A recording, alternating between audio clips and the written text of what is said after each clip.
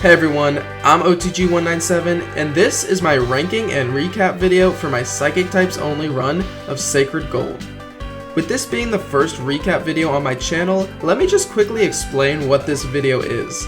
At the beginning of my first run, I said this. The purpose of this series will not be just to complete Nuzlocke with each type, but compare their performances to one another in their respective games.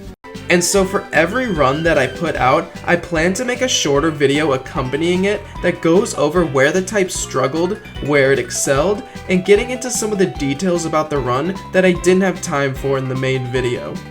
At the end, I will be ranking the type on a tier list based on their performance and ranking the individual members for how good they were for the team. If you haven't seen the full run, it is on my channel, but with that being said, let's get into it. So the first and most notable thing that the Psychic type has going for it that a lot of types don't have the luxury of is that there are so many of them in the early game. In my mind, I never considered the Psychic type to be super common, but before the first gym, it is possible for us to have 8 team members, which is pretty incredible given that some types only get 1 or 2. A lot of times, with options being so limited in the early game, it can be an area that a lot of types struggle with, but something I've noticed in my runs is that power through numbers can be even better than having good type matchups against the early game trainers. And speaking of which, our first challenge is Faulkner, who in our first encounter with, we lost a team member, but that was mostly due to not having Bronze Ore for this fight. In following runs, we would have it to handle the Murkrow, who is a massive threat otherwise, but the battle is very simple with Espeon being way too strong for a first gym. Then in our next gym, we face our first boss battle with a type disadvantage, and with Sacred Gold Bugsy being known as a run ender even in normal runs of this game, I knew I'd have to cook up something special for him. That ended up being a strategy using the EXP share to get Espeon to level 23 where it learns Power Gem, and then positioning it well into the Scyther, which is the main threat on his team. The first time around, we accomplished this, albeit very sloppily and while losing 2 team members, but in later battles I would come to understand the AI and use better strategies to make this fight cleaner. Despite her reputation, Whitney never presented a problem for us. While my first fight with her didn't go as planned and was absolutely insane, there were still no deaths, and in our next encounters I would refine the original strategy and sweep through the fight easily. After this, we have our next boss with a type we are weak to, Morty and his ghost types. In our first attempt, we tragically lost Espeon before we could face him, but despite this, we still managed to beat him, albeit in a complete massacre of my team. It was at this point that I chose to reset voluntarily, and in our next attempt, this time with Espeon still kicking, Morty was actually quite easy. I'm sorry, but type advantage or not, you cannot lead with this absolute setup fodder. And the Psychic types have a lot of utility going for them to set up with, including the ability to put foes to sleep, Leech Seed, set up substitutes, and Calm Mind. That's all it took to beat Morty deathless, and it was actually at this point that I decided I wanted to try these runs with every type. You see, originally I only planned to do a Psychic types only run of this game, and I was very pessimistic about the odds that Psychic types on their own could get past Bugsy, much less Morty, but after being able to make it happen cleanly and consistently, it got me really interested in seeing what could be possible in all monotype runs.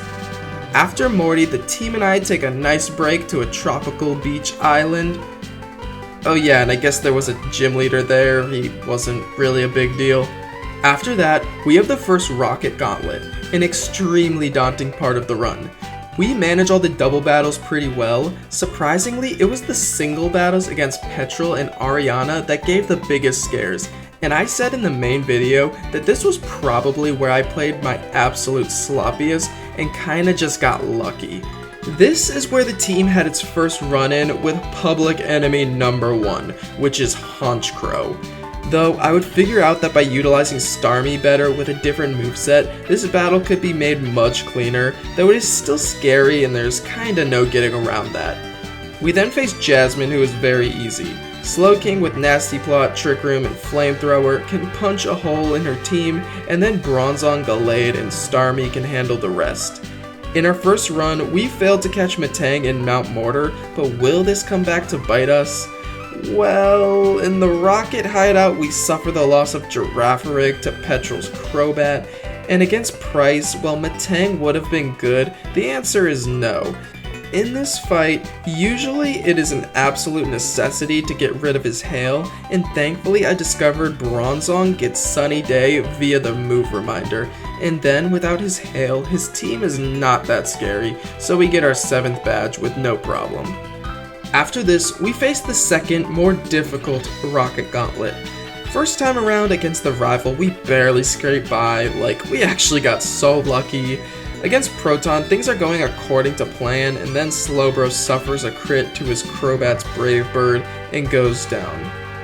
Alright, Crobat is now public enemy number 2, especially when they have U-Turn and Brave Bird.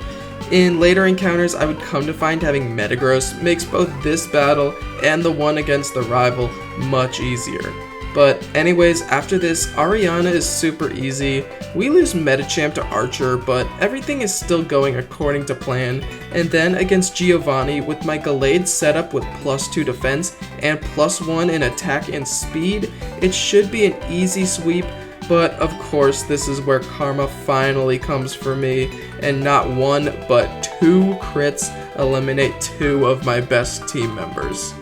And I say karma cause, as I mentioned in the main video, some of the play during this run was truly awful, and it was very lucky for me to not have lost many more team members by this point. Now, I've alluded to the fact that another run is coming, and yeah, despite defeating Giovanni, the loss of Slowbro, Starmie, and Gallade was enough for me to call it quits on this run. Next time around, the solution is simple. I bring Leaf Blade instead of Ice Punch, and Rhyperior goes down in 1 hit. Now with that being said, I think it needs to be mentioned how solidly the Psychic types were able to handle their problems in this run with only a little bit of revision. For Morty, it was only a matter of not losing Espeon. To not lose tertiary members like we did in Run 2, all we needed was to catch Metagross. To beat Giovanni without risking a crit to Rhyperior, we just had to give Gallade Leaf Blade. Okay, I'm pretty sure I had to risk crit versus Tauros too. They aren't all avoidable, unfortunately, but I think the Psychic type really deserves a lot of credit for how they really just aren't getting hard stopped by anyone. But anyways, for our final Johto badge, Claire is really easy thanks to catching Jinx in the Ice Path, who can one-shot a lot of her team, and having solid answers for the ones she can't, such as Kingdra and Gyarados. After that, we face the Kimono Girls, which is easy, face our rival, which was not really hard or easy, but we have no deaths, and then we have nothing more to do than take on the league for the first time. Will's Psychic types are trivial, Espeon sets up on Jinx and one-shots everything with Shadow Ball. Koga ends up being way scarier than he needs to be because the start of the battle goes very poorly, but after narrowly escaping with all 6 team members alive, he is a poison trainer, so it's easy. Bruno is just glorified Chuck, nothing to see here, and then our setup with Gallade could have been cleaner against Karen, which I mostly say because I'm still not convinced this one-shot on her Honchkrow was guaranteed, but we got it and Gallade sweeps her quite handedly, but surely Champion Lance will be the hardest of the bunch. Yeah, no. Slap an Expert Belt on Starmie and it clears his whole team. Don't even take a hit of damage. So yeah, in my main video I sped through the Kanto portion, and I'm gonna do it again. It's basically just a gauntlet of gym leaders, and they are mostly super easy. Misty was a little tricky. I lost Claydol to Janine, but she was easy otherwise.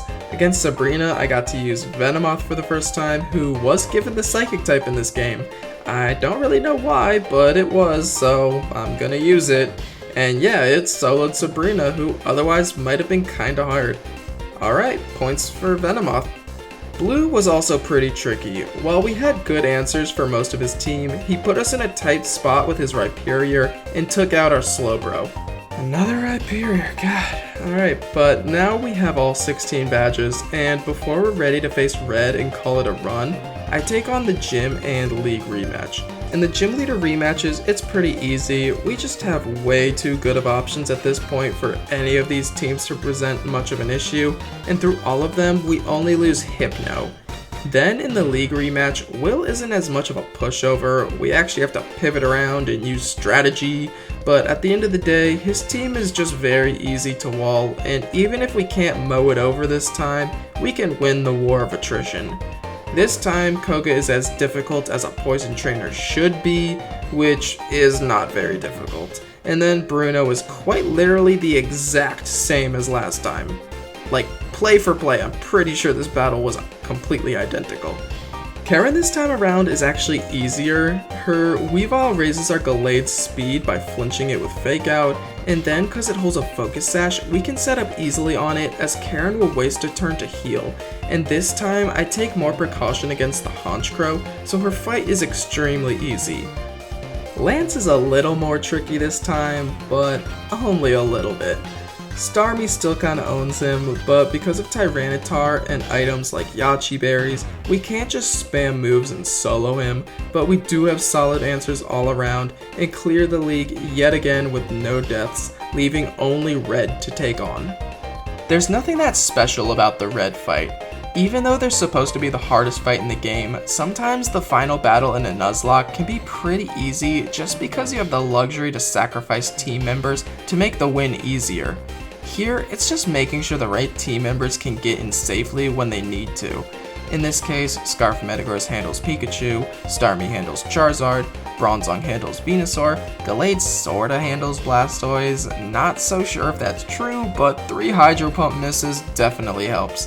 Then Metagross comes back in to handle Espeon, and then a combination of Medicham and Gallade, or Espeon in this case, handles the Snorlax, and so with that, Psychic types complete their hardcore Nuzlocke of Sacred Gold in 3 attempts with 5 deaths. So where does this rank them on the tier list? Well, it's hard to say how other types will compare given this was my first run. The Psychic type was incredibly solid all throughout, did not suffer in early game hell like a lot of types do, their type disadvantage battles were highly manageable and in some cases downright easy, and in all areas where I found struggles, they had solid and simple solutions, and for that reason, I believe they are deserving of the S tier. Will another type overtake them? Only time will tell, but with that out of the way, let's close out by going over individual member rankings. In the D tier, which I define as not useful in nearly any circumstance, is Wobbuffet, Mr. Mime, Chimecho, and Unknown. I know Wobbuffet can be decent in Nuzlockes and maybe has some potential, but I found it just wasn't worth a team slot almost ever. For Mr. Mime, it's just completely outclassed. By the time you get it, you'll already have multiple Pokemon that can do everything it can do, but better. And the same is true for Chimecho, who is okay in the early game, but you really don't want it and would rather find Bronzor in Dark Cave. Unknown, despite the buffs, is still awful and can be a toss-up in usefulness depending on your hidden power luck, but is still overall the worst Pokemon with the least potential to be useful. Moving on to C tier, which I defined as kinda useful in niche situations, but not used much, we have Lunatone, Girafarig, Hypno, and Solrock. I kinda feel like these are self-explanatory, like sometimes Rock or Normal type can provide a nice utility for a certain battle, or these guys can sub in to serve as a safety net while still being decent, but that's about the extent of it for all of them. Moving on to the B tier, which I define as a somewhat useful tertiary team member, we have Medicham, Grumpig, Xatu, Venomoth, and Jinx. All of these guys are in here for one of 2 reasons. Either they were largely unused for the majority of the run, but had specific battles where they were highly useful, as is the case for Venomoth and Jinx, or in the case of Medicham, Grumpig, and Xatu, they were very useful early on, but eventually fell off and took a back seat for the remainder of the run. Moving on to the A tier, which I define as highly useful and reliable, we have Executor, Alakazam, and Claydol. Now here is where I have to kinda justify a placement, more so through theoretical potential rather than how much they actually did, and that's for Alakazam. In terms of how much I actually used him, he would probably be in the C tier, though he is clearly much better than that, and the only reason he was used so little is because he kind of plays the exact same role as Espeon, who I just found to be better with its superior bulk that I don't think Alakazam's slightly better offenses make up for. Executor mostly made the list due to Leech Seed support being very useful a lot of the time and handling the plethora of water types in the game, though this typing definitely holds him back a bit. Claydol I just barely moved up from the B tier due to just how useful its Stab Earthquake and general bulk tended to be in a lot of spots. It took a lot of hits other Pokemon didn't want to and definitely deserves some credit. Lastly, in the S tier, which I define as extremely useful and potentially necessary or hard carries, we have Metagross, Gallade, Espeon, Starmie, Bronzong, and Slowbro. A lot of these go without saying why they're here, but Metagross with the monstrous power, steel typing, and diverse move pool was a shoo-in for this tier. Gallade with its sweeping potential and ability to handle dark types, Starmie with the speed, insane coverage, and recovery, Slowbro with the bulk, insane coverage, and recovery, Bronzong with its insane defenses and ability to handle and stall out a lot of annoying Pokemon the others don't want to deal with, and lastly, the one who I'm giving the team MVP spot to is Espeon. It was with us from the beginning, before any of the other S tiers, carried us through our first 4 gyms, making it the only Pokemon I feel confident in saying this run would have been impossible without. And beyond that, it remained a staple on the team for the entire rest of the run, and for that, it is the MVP of the Sacred Gold Psychic types. Thank you so much for watching. If you like this Nuzlocke content, my next run is coming soon, so stay tuned by subscribing, leave a like, leave a comment. If you want to hear a blooper, stick around till the end, and I'll see you next time.